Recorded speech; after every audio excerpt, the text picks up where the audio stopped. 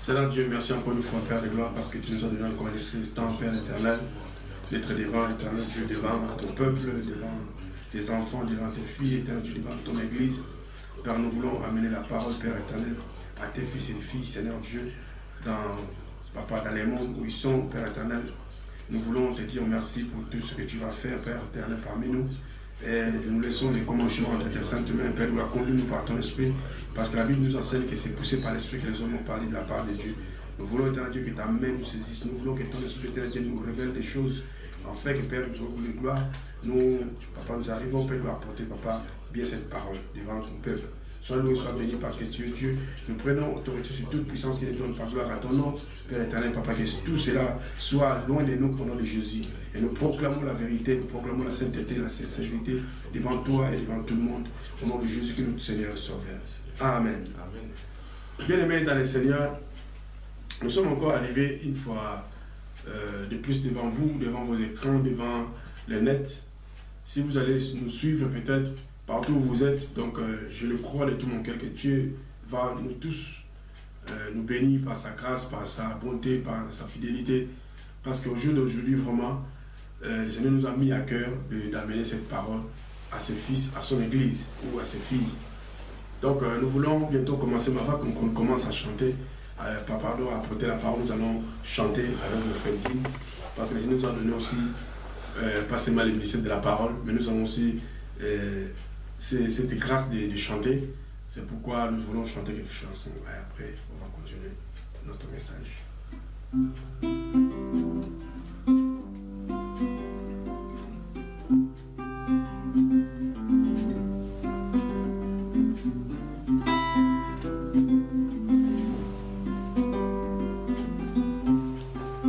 Yawazali ekimelo nangai Yawazali lobi konanga Yawazali elonga nangai Yawazali lobi konangai Yahweh azali ekimelo nangai Yahweh azali elonga nangai Yahweh azali ekimelo nangai Yahweh azali mo bateli nangai anabutu yango yana moye anabutu yango yana moye nataleli Yahweh mo sungi nangai nataleli Yahweh makasi nangai Yahweh azali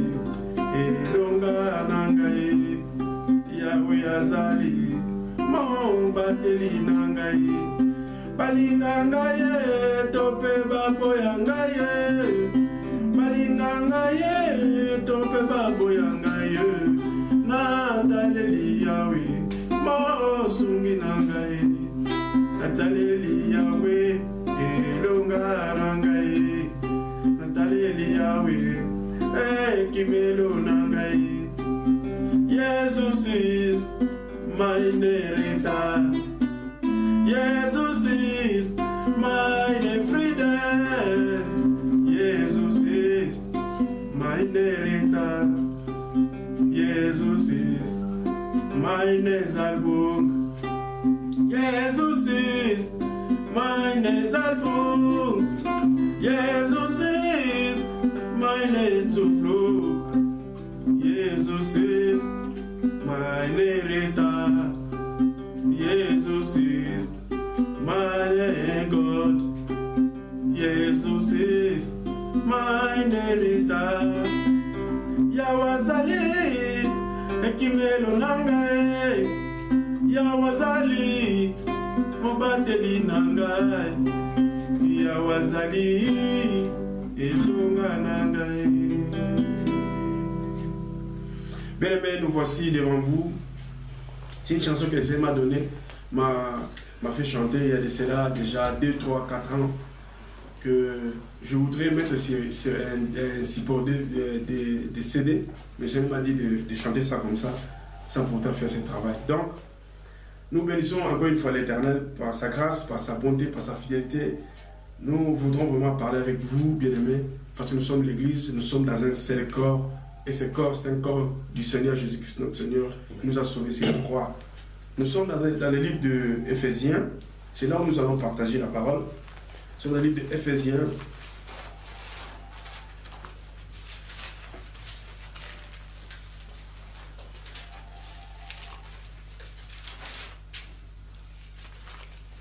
nous sommes dans le livre d'Éphésiens chapitre 6. Nous commençons notre lecture au verset 11. Revêtez-vous de toutes les armes de Dieu, afin de pouvoir tenir ferme contre les ruses du diable. Car nous n'avons pas à lutter contre la chair et le sang, mais contre les dominations, contre les autorités, contre les princes de ce monde des ténèbres, contre les esprits méchants dans les lieux célestes. Ici, dans les textes que nous venons de lire, bien aimés, vous qui nous suivez, partout où vous allez nous suivre, que ce soit ici en Europe, en Afrique, en Océanie, en Amérique, Asie, bien aimés, sachez-le bien que nous sommes dans un combat. Ça, ce n'est pas un homme qui nous le dit, mais c'est l'esprit qui était dans la vie de Paul, qui disait à Paul que, Paul, tu dois dire à l'église de Christ que l'église est dans un combat. Et ce combat que nous avons n'est pas contre les humains, mais c'est un combat que nous avons, c'est contre les esprits. Ici, on nous présente, il y en a beaucoup, mais on nous présente quelque sorte des esprits avec qui nous combattons. Et Paul nous dit que pour vaincre ces esprits, nous devons faire quelque chose. Et qu'est-ce que nous allons faire? Je répète encore le verset 11. Revêtez-vous de toutes les armes de Dieu.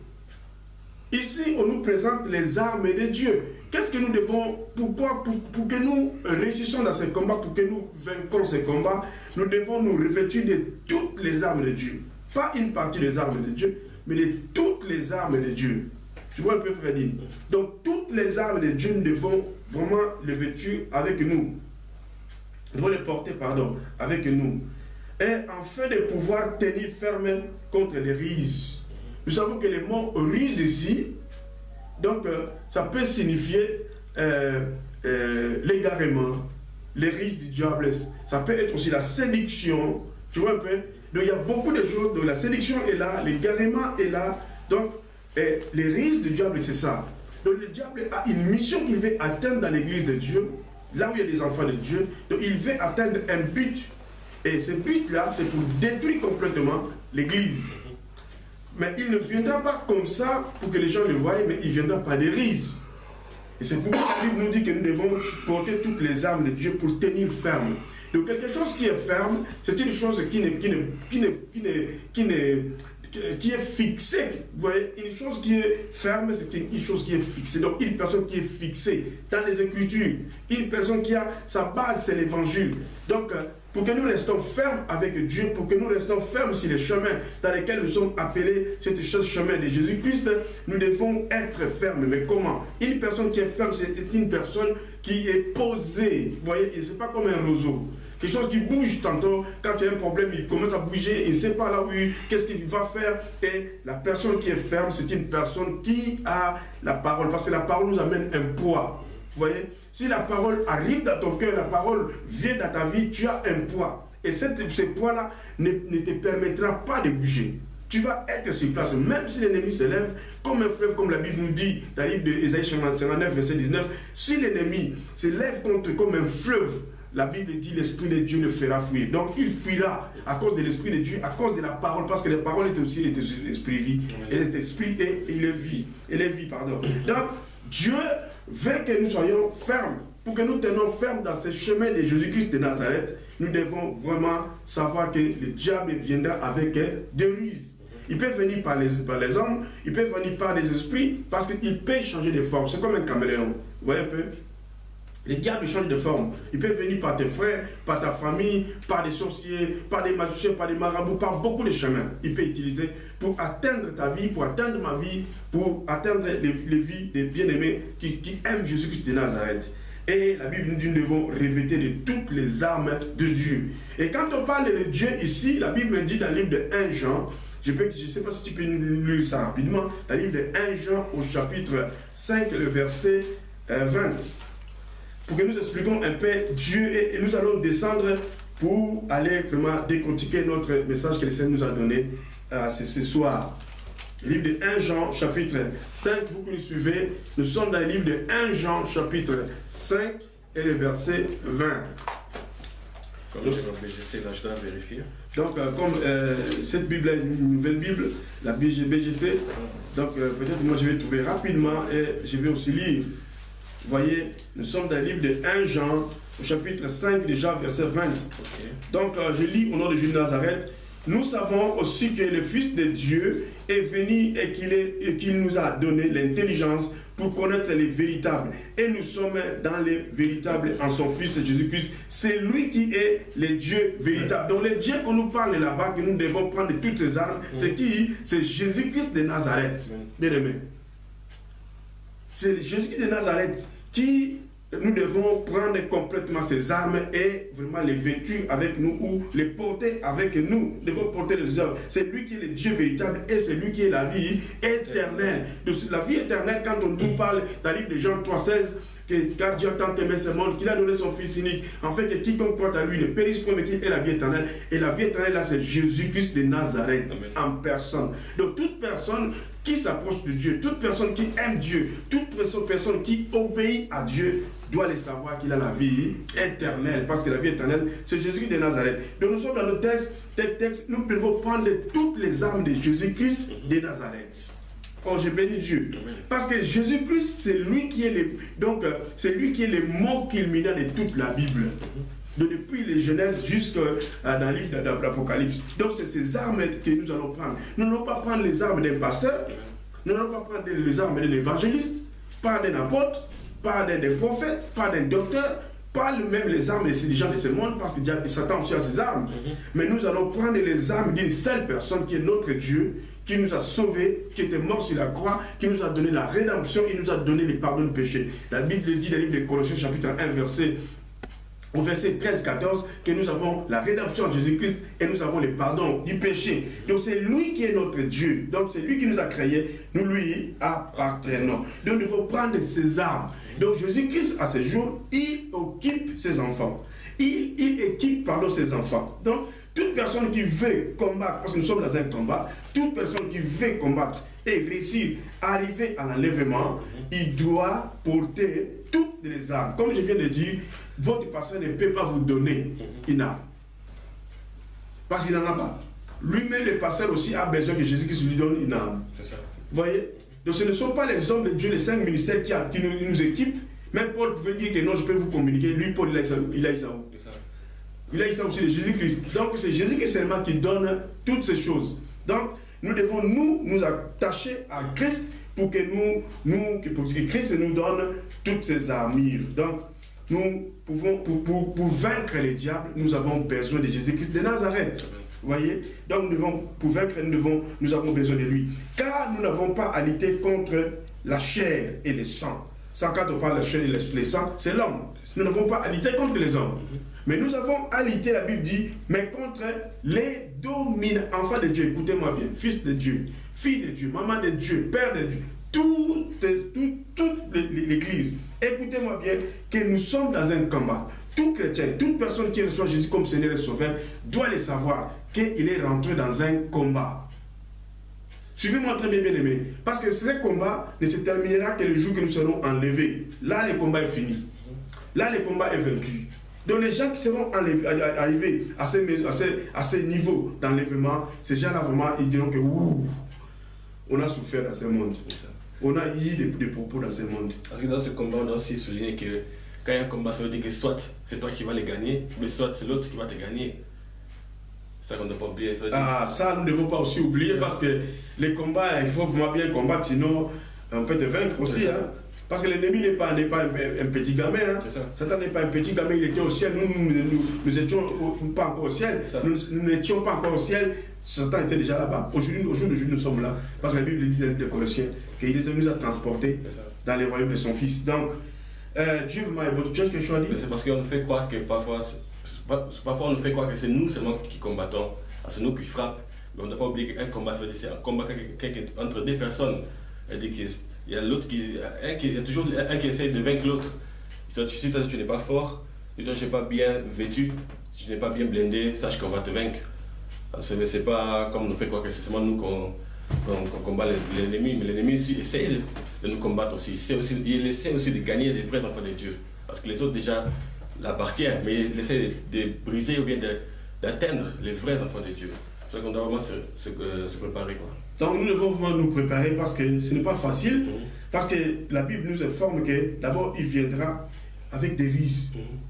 Donc il viendra avec des choses qui sont cachées.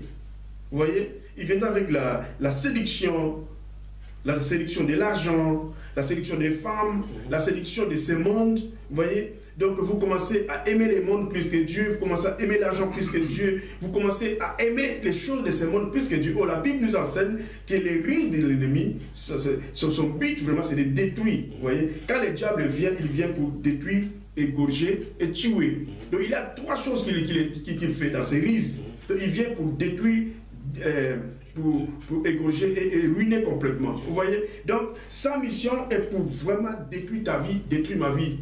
Mais en tant qu'enfants de Dieu, nous devons prendre garde et prenons les armes que le Seigneur nous propose. Vous voyez?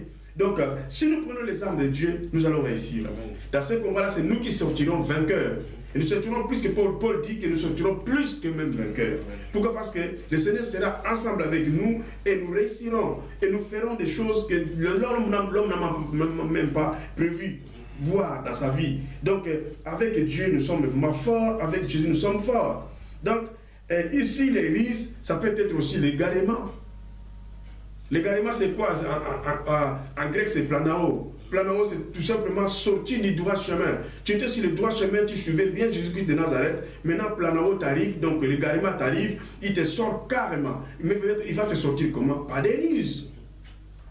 On t'envoie une fille comme ça, il commence à te faire la cour, parce qu'il y a aussi des filles qui font la cour aux gens.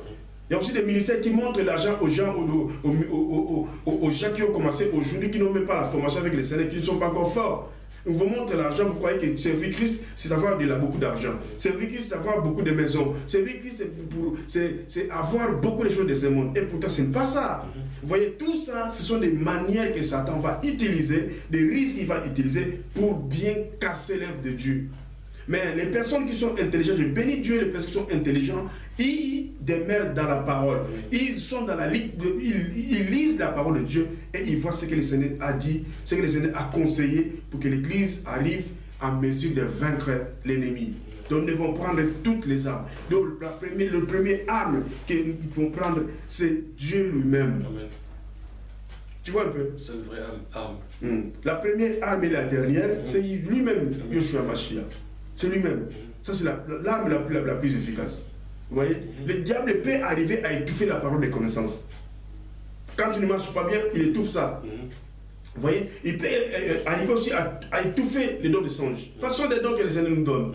Mais il n'arrivera jamais à étouffer Jésus-Christ de Nazareth. Amen. Donc si nous prenons la première arme, Jésus comme notre arme, bien aimé, nous vaincrons les combats. Amen. Comme le frère n'a dit que ne croyez pas que le combat c'est seulement que nous qui pouvons être vainqueurs, mais nous allons être vainqueurs que si nous donc si seulement si que nous sommes avec Jésus de Nazareth, si Jésus nous conduit, si Jésus c'est lui qui ouvre la marche, c'est lui qui la ferme, c'est lui le berger, c'est lui le pasteur, c'est lui l'évangéliste, là nous sommes plus que vainqueurs. Amen. Donc même si l'ennemi se lève, même s'ils arrivent avec ses risques, sachez que Dieu va nous montrer les chemins par quel chemin que nous allons sortir pour vaincre ces risques.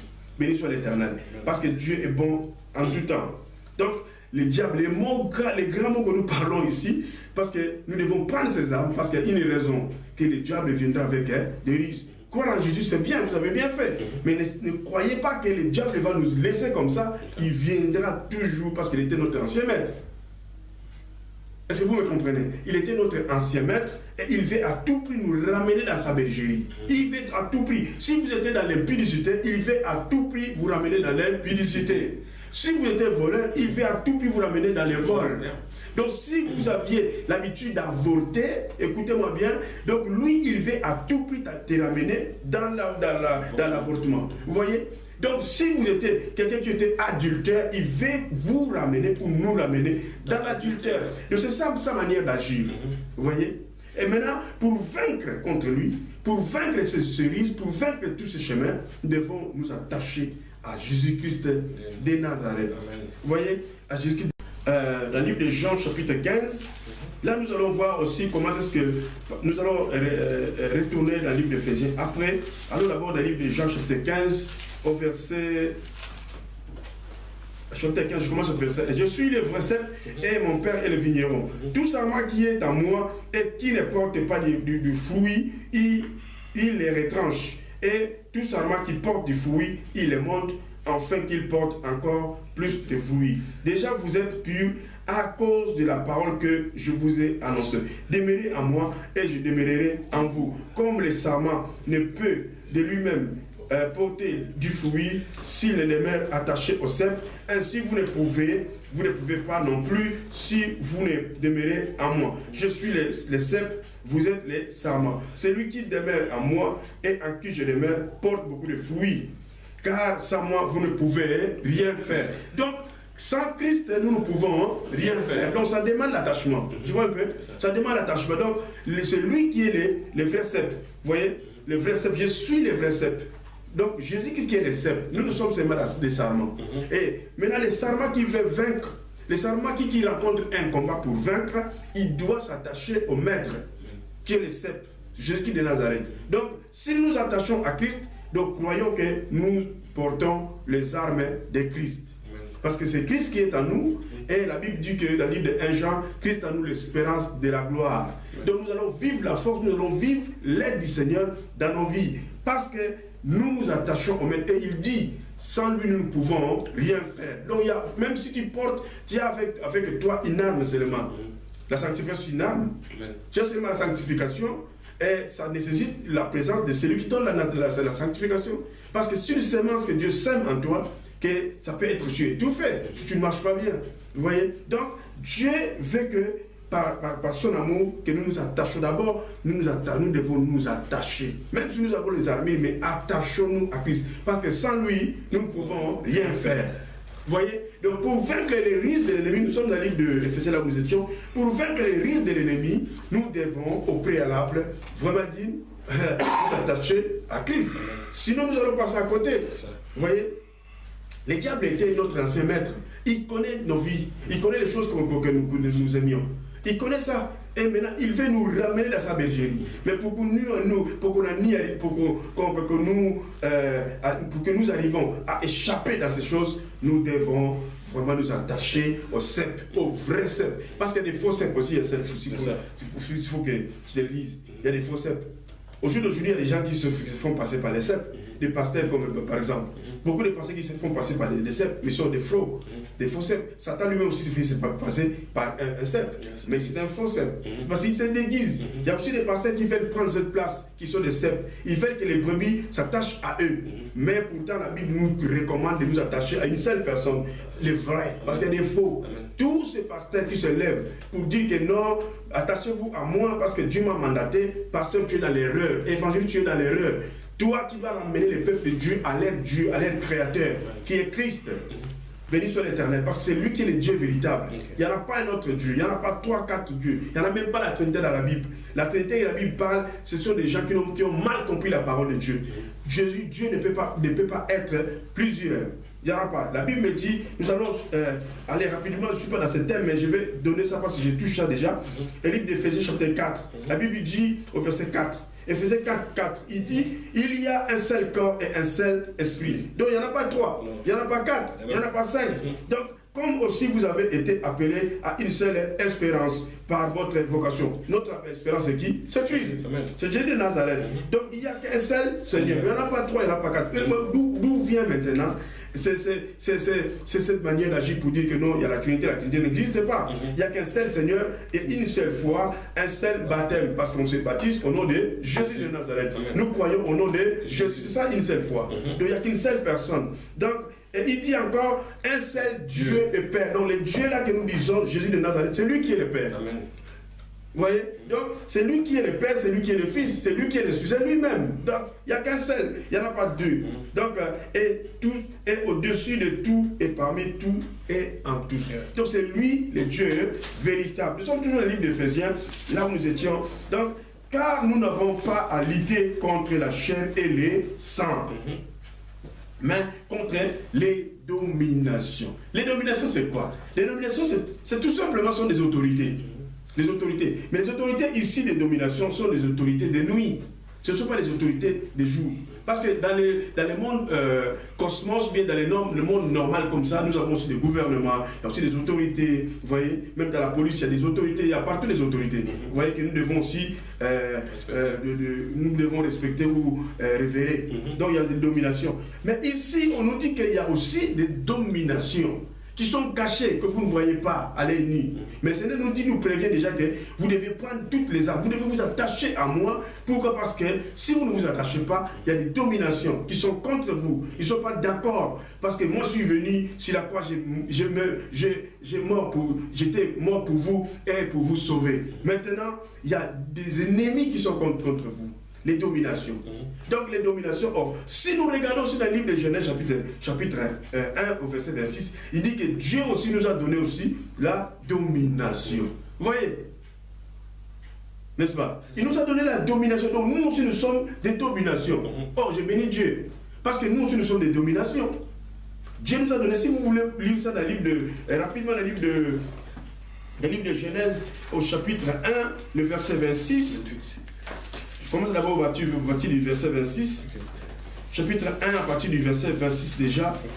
Il dit, à partir du verset 26, il dit, chapitre 1, à partir du verset 26. Donc prenez seulement le verset 28, c'est mieux. Il dit, verset 26, commençons par 26. Puis Dieu dit, faisons l'homme à notre image, selon notre ressemblance, et qu'il domine. Tu vois déjà le mot dominer? Donc dominer, là, nous sommes des dominations. Amen. Mais pour vaincre cette domination-là, nous sommes des dominations, mais par quelqu'un. Tu vois un peu? Nous sommes des dominations par quelqu'un. Si nous nous attachons, nous restons dans la parole et que nous attachons à ces versets, nous sommes aussi des dominations. Partout où nous allons passer, nous allons dominer. Alors j'ai une question. Ça veut dire que si on est membre dans une assemblée, ça veut dire qu'automatiquement, on a cette domination? Non. Être membre dans une assemblée, ce n'est pas le cas. Donc vous devez être membre dans les corps de Christ. C'est là où vous deviendrez domination. Donc vous êtes un dominateur. Tu vois, partout où tu vas passer, ton autorité est là. Tu vois, quelqu'un qui domine. Et il dit, si nous continuons, il domine sur les poissons de la mer, sur les oiseaux du ciel, et sur le bétail, sur toute la terre, et sur tous les reptiles. Donc les reptiles, on voit aussi, les serpents est là, c'est un reptile. Donc on voit que cette domination-là nous amène à dominer même sur les démons. Amen. Oui. Même sur le diable. Même sur le diable lui-même, parce que lui, c'est les reptiles d'abord. Donc, nous dominons parce que Dieu nous a donné depuis les livres de Genèse déjà, depuis les jardins d'Éden. Donc nous sommes des dominations nous aussi. Et si nous le savons, dès que nous sommes des dominations par Christ. Amen. Donc s'il y a des dominations, nous aussi nous sommes des dominations. Parce que tu ne peux pas aller combattre une domination sans que tu sois une domination toi aussi. Donc il y a combat entre domination et domination. La domination du jour et la domination, c'est pourquoi le Seigneur nous dirait que nous sommes des lumières. Amen. Alléluia. Amen. Donc, en tant qu'enfant de Dieu, et si nous touchons le verset 28, nous allons voir. Dieu dit, soyez féconds, multipliez-vous, remplissez la terre, et en plus, assujettissez-la. Donc, attends, mais c'est terrible. Et dominez sur les poissons de la mer, sur les oiseaux du ciel, sur tout animal qui se meut sur la terre. Tu vois, sur tout animal, et même sur les serpents. Vous voyez? Même si la descendance du serpent, même si un sorcier s'est levé contre ta vie, bien-aimé, n'aie pas peur. Et seulement recours à Jésus de Nazareth. Amen. Jésus va te donner la puissance et tu vaincras tous ces groupes de sorciers. Amen. Que le Seigneur soit béni. Donc, nous voyons que nous sommes aussi des dominateurs. Vous voyez, nous sommes des dominateurs. Nous avons cette domination sur nous. Nous l'avons reçue par Jésus-Christ de Nazareth. Et nous allons rapidement dans le livre d'Ésaïe.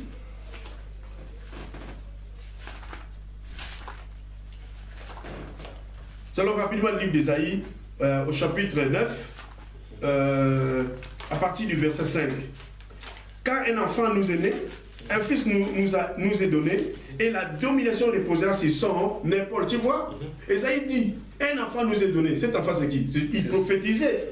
Ça, c'est Ésaïe prophétisait 600 ans avant la naissance de Christ. Il dit qu'un enfant nous est né, donc un fils nous est donné. Mais la domination dépose où? Ce sont les pôles. Or, quand nous voyons les pôles, c'est les corps. Et les corps, c'est qui? C'est nous, l'Église. Nous sommes les corps de Christ. Donc la domination dont la Bible nous parle déjà dans la Genèse est dans la vie de Christ. Mais comment? Par nous. Donc nous sommes des dominations. Vous voyez? Nous pouvons prouver ça que nous sommes des dominations. Donc, en tant qu'enfants de Dieu bien-aimés, nous sommes des dominations. Donc, ici, la Bible d'Ésaïe nous dit que la domination reposera sur son épaule. Or, l'épaule, c'est une partie du corps. Or, Jésus-Christ, c'est lui la tête de l'Église et nous sommes les corps. Donc, nous sommes des dominations, bien-aimés. N'ayez pas peur. Nous ne devons pas avoir peur parce que nous sommes des dominations. Si nous nous attachons à lui, comme la Bible nous dit dans le livre de Jean 15, verset 5, que sans lui, nous ne pouvons rien faire, mais avec lui, nous marcherons et nous vaincrons. Que le Seigneur soit béni. Donc, que les dominations ne croient pas que c'est seulement eux qui sont des dominations, les enfants de Dieu aussi sont des dominations. Waouh, je bénis Dieu. Amen. Tu as quelque chose à dire? C'est bon. Ok, il faut bien continuer. Donc, nous sommes des dominations. Donc, ne venez pas, même si vous venez la nuit, comme d'habitude, vous le faisiez d'habitude, les sorciers, vous m'écouterez peut-être. Donc, sachez-le que nous sommes aussi des dominations. Donc, on n'a pas peur. Le Seigneur nous a dit d'assujettir même. Amen. Vous voyez, donc, si nous voulons assujettir, nous devons toujours nous attacher à la parole, qui est Christ lui-même. Donc, ici, il dit contre les autorités. C'est la même chose. C'est la même chose. Contre les autorités de nuit. Donc nous avons ces combats contre les autorités, contre les princes de ces mondes de ténèbres. Quand on parle du prince de ces mondes de ténèbres, des princes, donc c'est Satan et tous les anges déchus. Ils sont des princes. Tu vois, Satan lui-même c'est le prince, non? Il dit, vous savez que Satan se déguise, non? La Bible dit dans le livre de Corinthiens, il parle dans le livre de 2 Corinthiens déjà, au chapitre 11, je crois. 2 Corinthiens chapitre 11, qu'est-ce que la Bible nous enseigne là-bas? 2 Corinthiens 11. La Bible nous enseigne, ces hommes-là sont des faux apôtres, des ouvriers trompeurs. Donc, les acolytes de Satan, il y a aussi des hommes de Dieu, qu'on appelle des hommes, hein, qui s'appellent apôtres, des ouvriers trompeurs, déguisés en apôtres. Ils se déguisent. Vous voyez la ruse. Donc, quand on parle de ruse de Satan, il se déguise. Hein, il se déguise en apôtre de Christ. Et cela n'est pas étonnant, puisque Satan lui-même se déguise en ange de lumière. Vous voyez? Donc, il a aussi une lumière. Il a aussi une lumière, une fausse lumière. Il n'est donc pas étrange que ce ministre aussi se déguise en ministre de justice.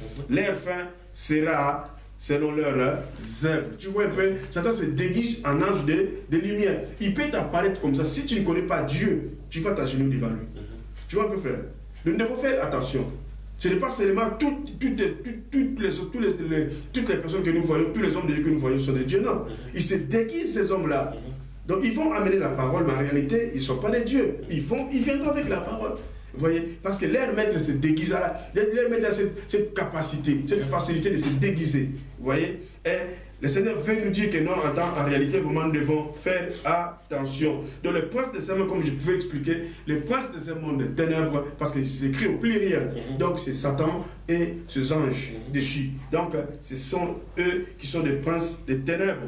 Et il y en a aussi des princes des ténèbres, comme des magiciens, ils sont des princes des ténèbres. Les sorciers sont des princes des ténèbres. Tu vois, il y en a beaucoup. Hein, les marabouts sont des princes des ténèbres. Donc, eux tous, ils ont un même but. Détruire les enfants de Dieu. Tu vois, c'est pour vraiment détruire ou bien désorienter les enfants de Dieu. C'est leur mission. Et il dit, les ténèbres contre les esprits méchants. Donc notre combat est contre les esprits méchants. Ils ne sont pas sur la terre. Hein. Ici, la Bible explique clairement, ils sont où? Là, au ciel, en haut. Ils sont en haut là-bas. Les esprits méchants, ils sont là-bas. Et leur but, c'est de combattre ta vie et de combattre ma vie. Mais Dieu veut que nous soyons vainqueurs. Amen. Mais comment nous allons être vainqueurs? C'est en portant complètement Jésus-Christ de Nazareth. Et la Bible me dit ici, dans le livre de Romains, chapitre 13, le livre de Romains, chapitre 13,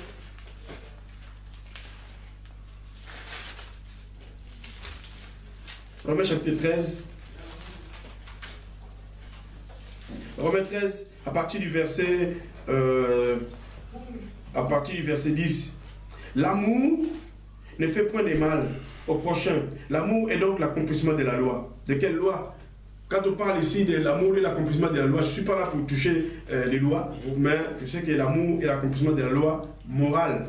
Vous voyez, la loi morale, l'accomplissement de la loi morale. Cela importe d'autant plus que vous savez en quel temps que nous sommes. Nous sommes déjà au temps de la fin. Hein? Jésus-Christ revient bientôt. Nous voyons les choses que le Seigneur a dit, il a prédit, et sont en train de s'accomplir devant nos yeux. Nous voyons les Juifs commencent à rentrer dans les pays, si tu le sais. Tu ne le sais pas? Les Juifs commencent à rentrer dans les pays. Il y a beaucoup de Juifs qui sont ces derniers temps rentrés dans les pays. Ils étaient ici en France, ils sont rentrés dans les pays. Donc ils ne veulent plus rester en France. Ils sont français, mais ils ne veulent plus. Ils rentrent dans les pays. Donc tout cela ce sont des signes qui montrent que Jésus-Christ est à la porte. Et la Bible l'a prédit avant l'arrivée de Yoshua Mashiach. Les Juifs vont rentrer dans les territoires. Ils vont rentrer dans les territoires. Et ça commence à se reproduire. Donc cela importe d'autant plus que vous savez en quel temps que nous sommes.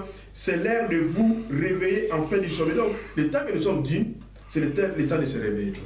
Vous voyez? Donc, si si on n'arrive pas à se réveiller, alors on ne saura pas aussi porter les armes. Tu vois? Tu vois un soldat qui dort. Non, le soldat doit veiller. Un soldat qui dort, et il va déposer l'arme. Tu vois un peu?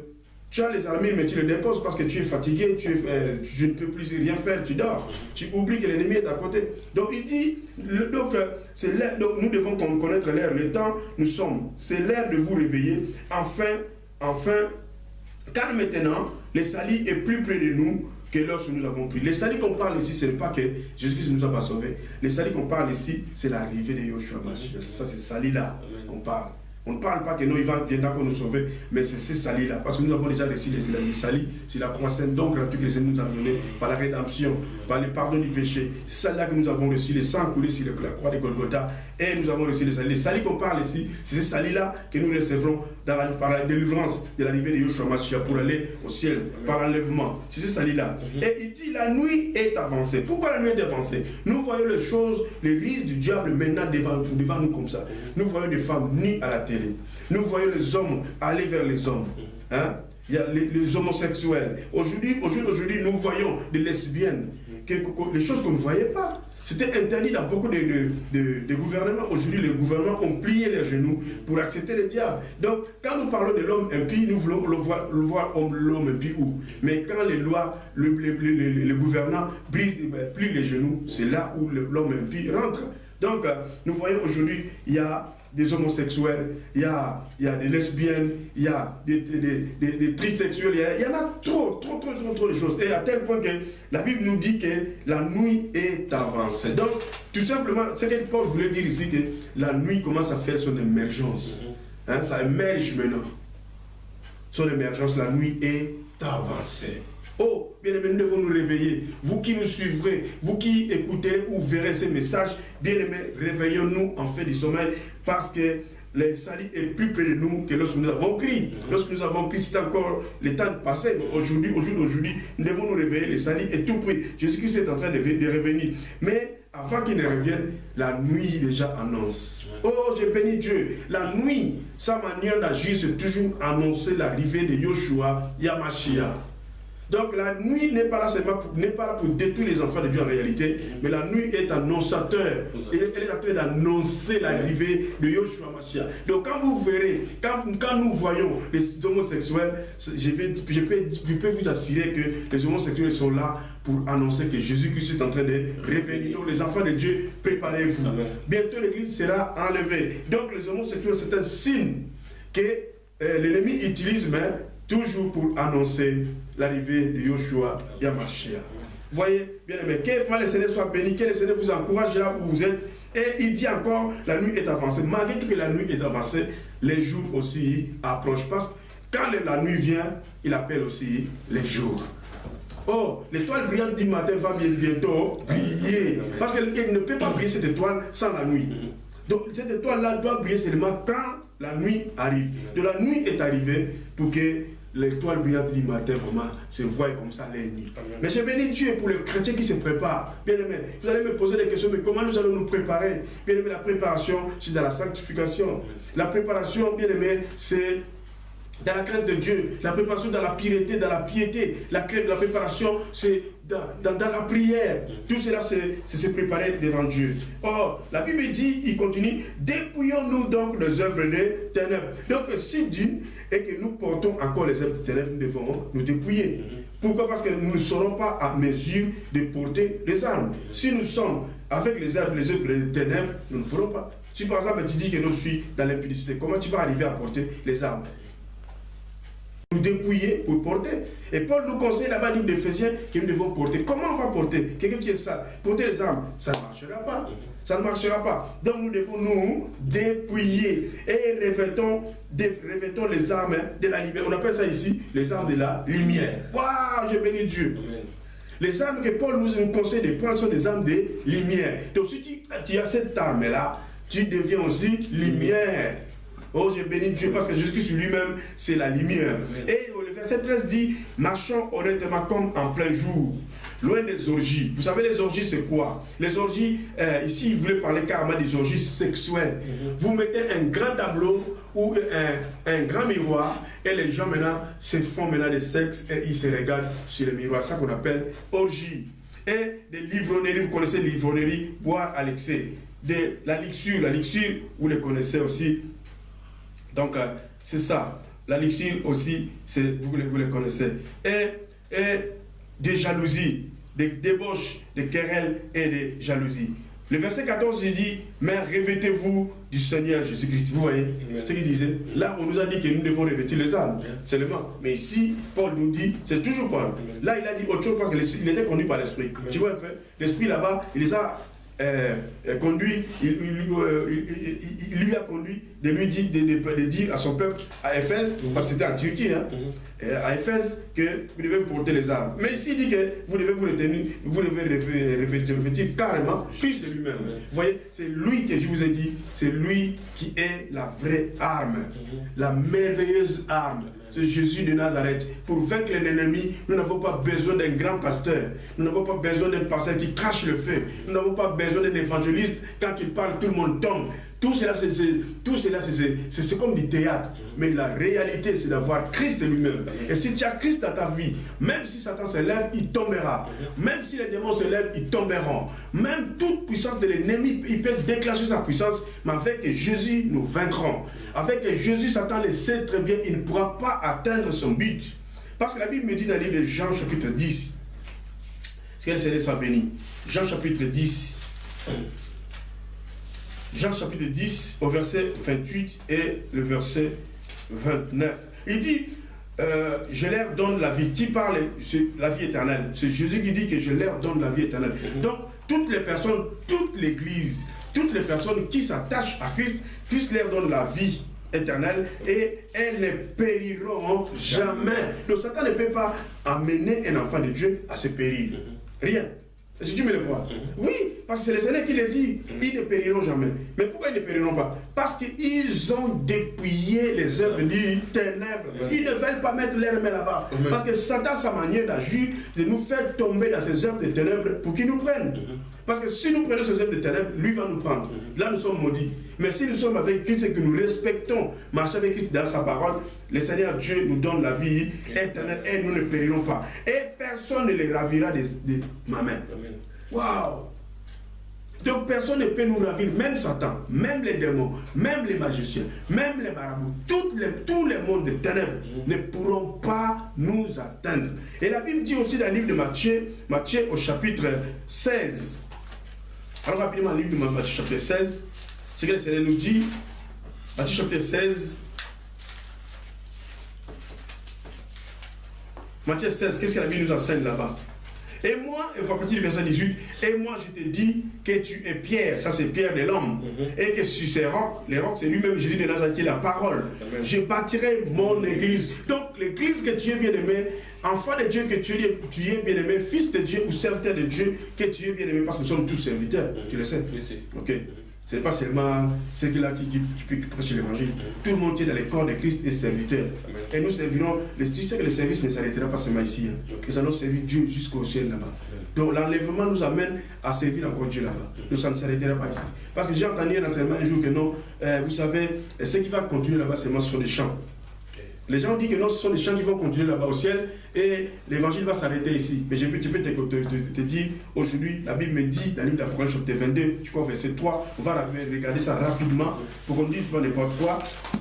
Apocalypse chapitre 22, Apocalypse 22, le verset 3, il dit, il n'y aura plus d'anathème.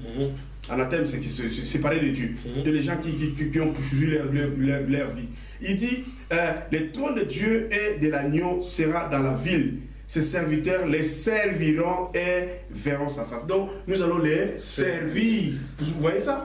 Dans le but à l'éternité, dans le but de Dieu, le but que Dieu a voulu atteindre depuis, c'est que nous soyons ses serviteurs, en commençant ici sur la terre, et nous allons monter encore avec Dieu, lui servir là-bas. Et si quelqu'un vous arrive à vous dire que non, nous allons le service de Dieu va s'arrêter ici, c'est un menteur, ou bien il a lu mal la Bible, ou bien il ne connaît pas. Parce que celui qui connaît, il doit comprendre ça, que nous serons serviteurs. Et nous pouvons voir aussi dans le livre de Apocalypse chapitre 7, verset 15. Apocalypse 7, 15, nous allons voir ça aussi. Apocalypse chapitre 7, verset 15. Nous allons voir ça aussi que nous allons servir. Vous voyez, Apocalypse chapitre 7, verset 15, qu'est-ce que la Bible nous enseigne? C'est pour cela qu'ils sont devant le trône de Dieu et les servent jour et nuit. Tu vois encore le verbe servir là-bas? Donc, ils servent Dieu jour et nuit. Donc, on a commencé ici. À servir Dieu et nous monterons avec ses services. Donc nous allons servir là-bas avec le Seigneur, nous serons là. Nous et nos frères, nous servirons le Seigneur. Et la Bible, c'est pourquoi Josué dira, moi et ma maison, nous servirons l'Éternel. C'est comme s'il a prophétisé Josué. C'est comme s'il a prophétisé que moi et ma maison, on ne s'arrêtera pas à servir Dieu ici, mais jusqu'à l'éternité à venir. Jusqu'à l'éternité, à l'éternité, à l'éternité. Nous serons toujours avec Dieu et nous servirons Dieu. De tout notre cœur, de toute notre âme, de toute notre force, de toute notre puissance, de tout ce que Dieu nous donne, nous servirons l'Éternel. Bien-aimés, écoutez-moi, Dieu nous aime et il nous aimera toujours. Mais ce que Dieu veut en nous, que nous quittons, nous abandonnons la vie de la bassesse et que nous nous donnons complètement à lui, afin que nous demeurons serviteurs pour l'éternité à venir. Nous serons avec Dieu et nous verrons les gens qui sont morts avant nous. Abraham, on le verra. On verra Jean, on verra Jacques, on verra Barthélemy, nous verrons Jésus-Christ de Nazareth lui-même, et nous verrons tous les anciens, nous verrons beaucoup les hommes qui étaient morts avant nous, même David, on les verra. Ce jour-là, nous dirons que Dieu nous a aimés. Oh, j'ai béni Dieu parce qu'il est amour. Donc, bien aimé, pour que nous arrivions vraiment à vaincre Satan, nous devons nous attacher à un seul, vrai sceptre, qui est Jésus-Christ de Nazareth. Ne vous attachez pas aux hommes. Même moi qui vous prêche ici, c'est m'a donné seulement une parole pour que je vous le dise, que je vous le communique. Mais en réalité, il faut vous attacher à la personne de Jésus de Nazareth. C'est pourquoi Romains 13 dit, revêtez Jésus-Christ de Nazareth. Donc si tu revêts Jésus de Nazareth, toi tu ne vas plus vivre. On ne verra plus ton caractère, on ne verra plus tes désirs, plaisirs, on ne verra plus rien. On ne verra que Jésus de Nazareth dans ta vie. Ta manière de parler, ta manière d'agir, ta manière de raisonner, ta manière de servir le Seigneur changera, ta manière de chanter. Tout ce que tu feras, tu glorifieras que Dieu. Tu ne glorifieras ni ton nom, ni ta personne, ni ta famille. Tu glorifieras seulement que Yoshua Amashia, celui qui était monté sur la croix de Golgotha, celui qui était mort pour nous, et celui qui s'est donné comme une rançon pour nous racheter. Pour que nous soyons aujourd'hui devenus ce que nous sommes devenus. Que le Seigneur soit béni, bien-aimé. Voilà l'évangile que nous devons prêcher aux gens. Nous ne sommes rien, nous sommes seulement des porteurs de lettres que Jésus-Christ nous a ramassés comme esclaves pour que nous portons des lettres à nos frères, à nos sœurs qui sont dans le monde entier et que le Seigneur nous garde. Et la Bible nous dit dans le livre de Psaume 60.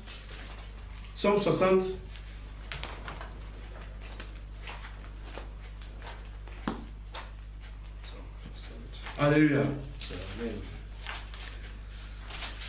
Je vais chanter encore une chanson avant qu'on continue. Je vais chanter une chanson.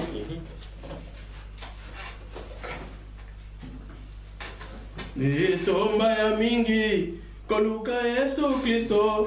Litomba ya mingi koluka Yesu Kristo. Litomba ya mingi koluka Yesu Kristo.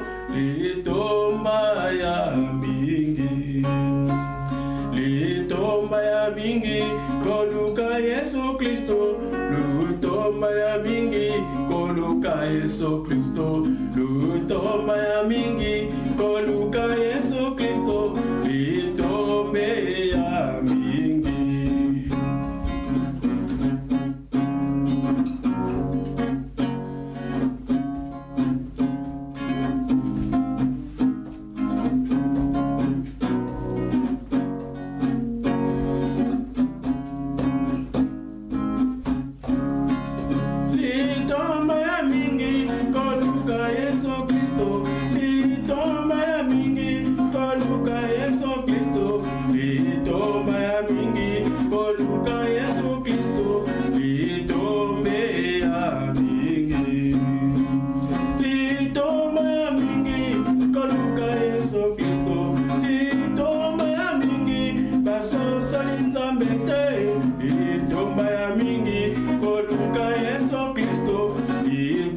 Litombe ya mingi.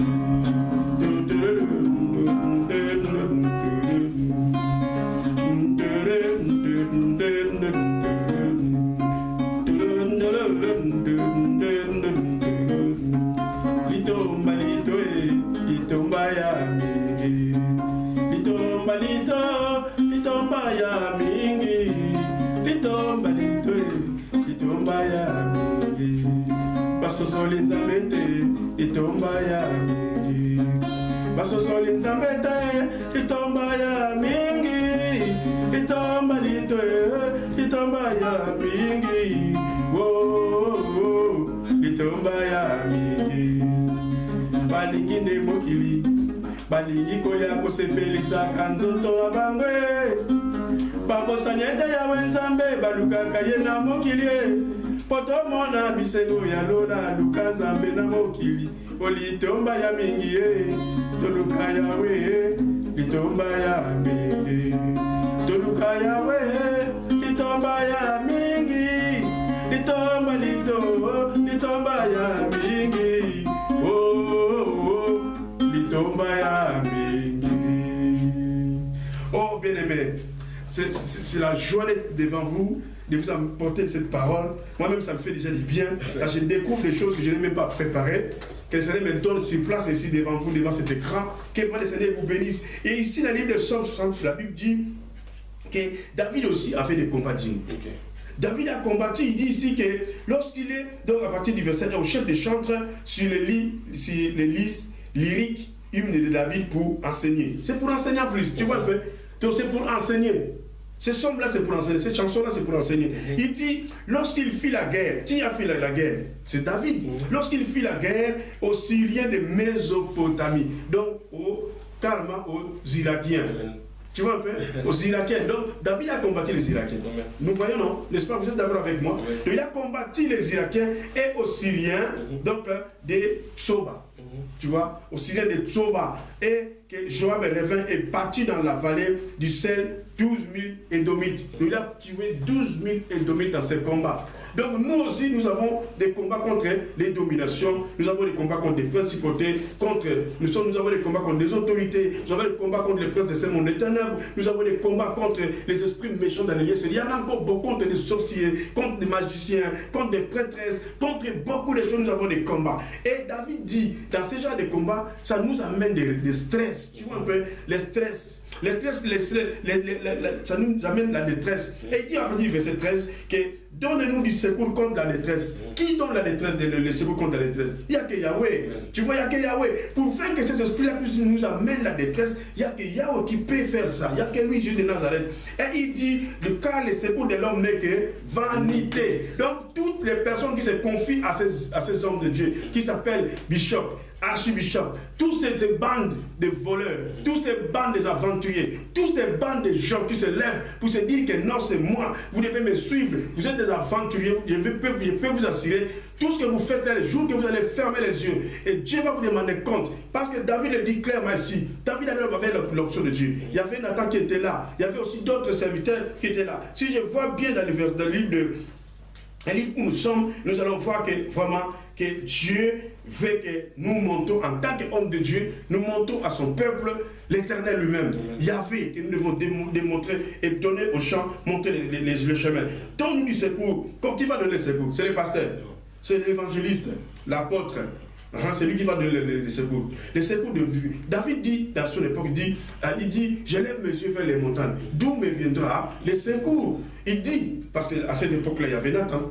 À cette époque-là, il y avait des sacrificateurs, il y avait les Lévites. Mais il a élevé ses yeux où? Dans les cieux.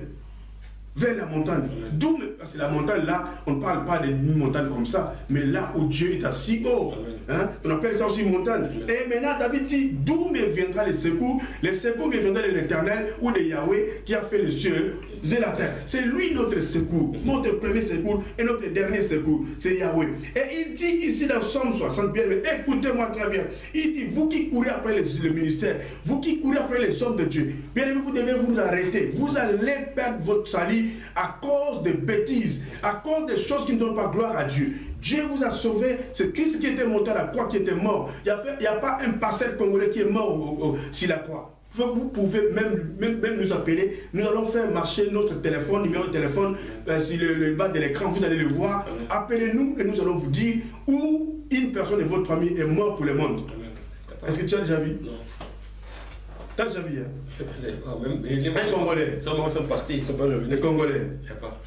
Des soutanes, toges et comme ça. Où vous avez vu Jésus-Christ avec des toges? Où vous avez vu Jésus-Christ avec des soutanes? Où vous avez vu Jésus-Christ avec un groupe de pastoral? Où vous avez vu ça? Bien aimé, ce sont des créations humaines. Ce sont des créations, donc des traditions humaines qui ne viennent pas de Dieu, qui viennent carrément de l'enfer. Parce que nous voulons nous associer, c'est comme si on s'associe, on va faire un grand tabac. Mais je vous dis, c'est un grand échec. Associons-nous tous, attachons-nous tous à un seul nom qui nous a été donné dans le ciel. En fait, nous soyons sauvés, c'est le nom de Jésus de Nazareth. Ne cachons pas le nom de Jésus de Nazareth pour aller faire voir aux gens un corps qui est mystique, qui est mis à part, un corps pastoral. Qui vous a montré ça? Ça, c'est Satan qui vous amène dans ce chemin-là. Et David dit, donnez-nous du secours contre la détresse. Les secours de l'homme. Vous voyez les secours de l'homme. Les secours du pastorat n'est que vanité. Tu vois un peu? Les secours du pastorat n'est que vanité. Les secours de tous les héros évangélistes et pasteurs n'est que vanité. Même de moi qui est devant vous, mon secours c'est vanité. Mais avec Dieu, nous ferons des exploits. Et le Dieu c'est qui? Jésus-Christ de Nazareth.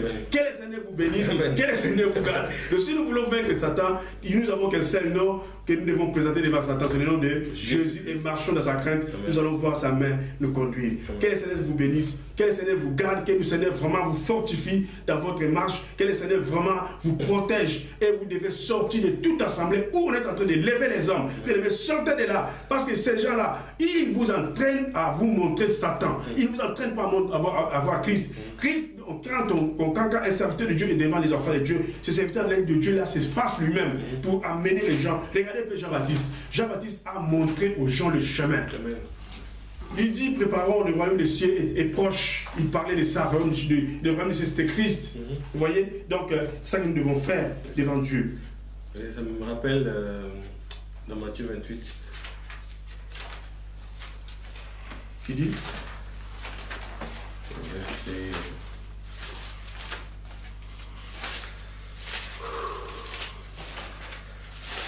Verset 19. On dit qu'allez et faites de toutes les nations. Les disciples, ça c'est Jésus qui parle.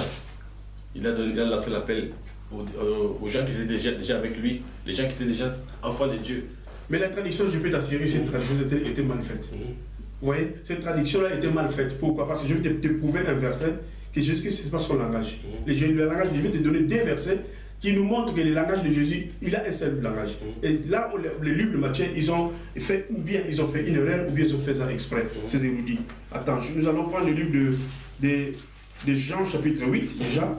Nous allons voir là où Jésus dit mes disciples. Tu vois un peu, ce n'est pas la manière de parler, le Seigneur avait un seul langage. Donc nous lisons à partir du verset, Jean 8, à partir du verset 28. Jésus leur dit donc, quand vous aurez élevé le Fils de l'homme, alors vous connaîtrez ce que je suis et que je ne fais rien de moi-même et que je fais rien de moi-même, mais que je parle selon ce que le Père m'a enseigné. Celui qui m'a envoyé est avec moi, il ne m'a pas laissé seul, parce que je fais toujours ce qui est agréable à lui. Donc ce qui est agréable à lui. Comme Jésus parlait ainsi, plusieurs crurent en lui. Et il dit aux Juifs qui avaient cru en lui, si vous demeurez dans ma parole, vous êtes vraiment mes disciples. Tu vois un peu, je ne peux pas avoir des langages. Il ne peut pas avoir des langages. Je vais prouver ça encore. Prenons le livre de Matthieu, chapitre 16, là où nous étions. Et tel que tu as, le verset que tu as tué, c'était bien. Parce qu'il y a beaucoup d'erreurs. Donc il dit, au verset 18, et moi je te dis que tu es Pierre et que sur ces rocs je bâtirai qui mon église. Donc c'est la même chose. Donc mon église, l'église n'appartient pas aux hommes, n'appartient pas à un homme. Quand les pasteurs, écoutez-moi bien, vous évangélistes, vous qui dites que notre Dieu nous a établi ici, c'est mon église. Bien aimé, vous combattez Christ par vos paroles. Amen. Ce n'est pas biblique.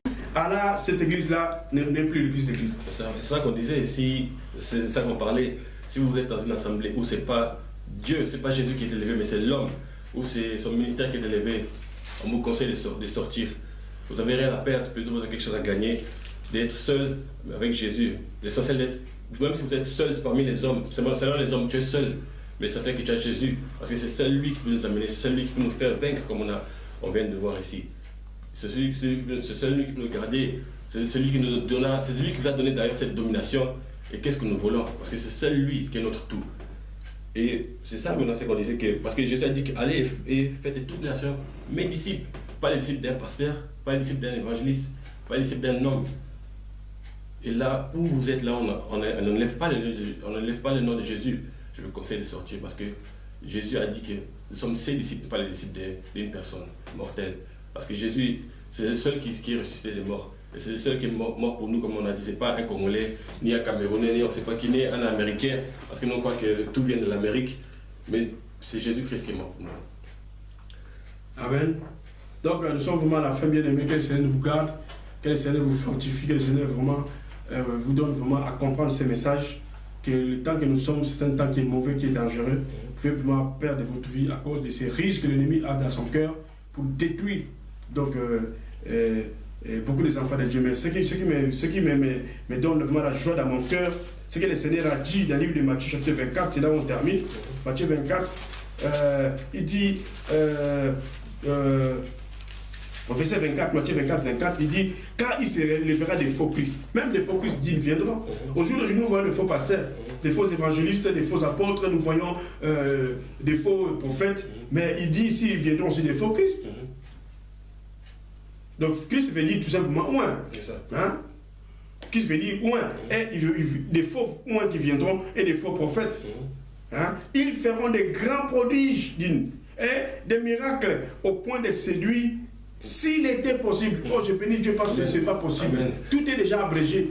J'ai déjà abrégé le jour. Donc s'il était possible, on pouvait aussi, nous là qui parlons, on allait aussi être séduits. Mais à cause du sang de l'agneau, à cause de Jésus de Nazareth, pas à cause d'un pasteur, mais à cause de Jésus de Nazareth, les jours ont été déjà abrégés. Écoutez-moi bien aimé, ce n'est pas vos pasteurs qui ont dit à Dieu d'abréger le jour, mais c'est à cause du sang de son Fils unique, qui était mort sur la croix de Golgotha, qui a dit tout est accompli. C'est lui là que nous devons élever. C'est lui que nous devons rendre hommage, gloire, puissance, honneur au siècle des siècles. C'est Jésus de Nazareth. Amen. Que nous devons crier devant les gens et dire aux gens, repentez-vous car le royaume des cieux, car la venue de Jésus de Nazareth est proche. Amen. Que le Seigneur vous garde et vous bénisse. À la prochaine occasion. Que Dieu vous garde.